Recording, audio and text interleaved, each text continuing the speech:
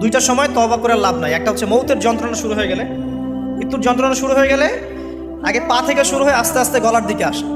হাদিসে যেমনটা এসেছে, সূরা ওয়াকিয়ার মধ্যেও আছে যে পায়ের দিক থেকে যন্ত্রণা শুরু হয়ে আস্তে আস্তে আস্তে আস্তে এই গলার দিকে আসে, এবং আত্মাটা গলার এখানে যখন চলে আসে, এখান থেকে মালাকুল মউত আত্মাটাকে নিয়ে চলে যায় এবং চোখ দিয়ে তাকিয়ে থাকে মানুষ।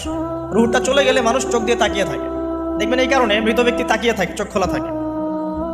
এবং তখন আসমান থেকে সিঁড়ি নামিয়ে দেওয়া হয়, ওই সিঁড়িতে করে আত্মা চলে যাচ্ছে, ও তাকিয়ে দেখে যে আত্মা চলে যাচ্ছে।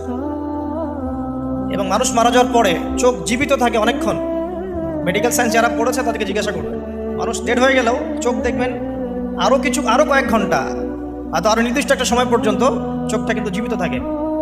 এই জন্যে চোখ বন্ধ করে দিতে হয়। যাই হোক, যেটা বলছিলাম যে মৌতের যন্ত্রণা শুরু হয়ে গেলে তওবা করে লাভ নাই, তওবার দরজা বন্ধ। আর পশ্চিম দিক থেকে সূর্য উঠে গেলে তওবা করে লাভ নাই, তওবার দরজা বন্ধ।